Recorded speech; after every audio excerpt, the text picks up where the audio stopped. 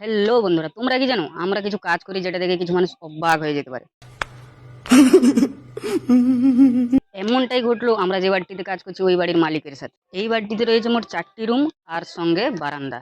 বাড়িটির কন্ডিশন হচ্ছে এই 4টি রুমের মধ্যে আমাদেরকে একটি রুম কমপ্লিট করে দিতে হবে, কারণ পার্টির যে জিনিসপত্র আছে সেই জিনিসপত্রগুলো রাখার কোনো জায়গা ছিল না। প্রথমত তোমরা দেখতে পাচ্ছ যে এই রুমটাতে আমরা কাজ করব। আর এই সিম্পল রুমটাকে আমরা এমন কিছু বানিয়ে দেবো যেটা দেখে তোমরাও হয়ে যাবে অবাক। शाबाश बेटा, बहुत बढ़िया। প্রথমে আমরা এই রুমটাতে ফার্স্ট কোট পুটি মারলাম, তারপর অ্যাপ্লাই করলাম তার পরের দিন সেকেন্ড কোট। তো সেকেন্ড কোট পুটি আমাদের মারা কমপ্লিট। এইবারে হচ্ছে পুটি দেওয়ালে বা রুমে সব থেকে কষ্টের কাজ, আর সেটা হলো পালিশ বা মাঝামাঝি। আর এখন আমরা এই রুমটাকে ভালোভাবে মাঝামাঝি করে পালিশ করে একদম সেন্ডিং করে দিলাম।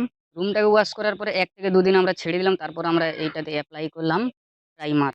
এখন প্রাইমারের কাজও আমাদের কমপ্লিট হয়ে গেল। প্রাইমার মারার পরে আমরা একদিন এই রুমটাকে ছেড়ে দিলাম, তারপর চলে আসলো ফাইনালি এই রুমটাতে রঙের কাজ। আর রং শুরু করার আগে সবসময় মাথায় রাখতে হবে রংটাকে শুরু করতে হবে আমাদের সিলিং থেকে।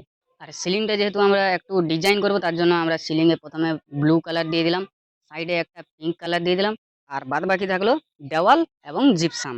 আর দেওয়ালে আমরা অ্যাপ্লাই করলাম অর্ধেক সাইড অরেঞ্জ আর অর্ধেক সাইড সবুজ।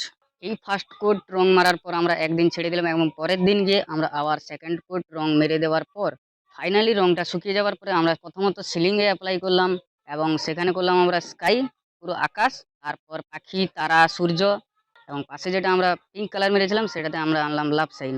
আর পুরো বাড়িটাতে যেখানে যেখানে জিপসাম ছিল জিপসামের ডিজাইনগুলোতে আমরা গোল্ডেন দিয়ে দিলাম, তার উপরে আমরা আনলাম মেটালিক রেড, সবুজ এবং কপার। তো ফাইনালি লুক দেখতে পাচ্ছ বন্ধুরা, এই হচ্ছে আমাদের ফাইনাল লুক বাড়িটা। আমাদের দেখে মনে হচ্ছে দেখার মতো ভিডিও ভিডিও পেতে আমাদের এই চ্যানেলটাকে লাইক কমেন্ট করে জানাবেন তোমাদের মন্তব্য, আরও কি করলে ভালো হতো।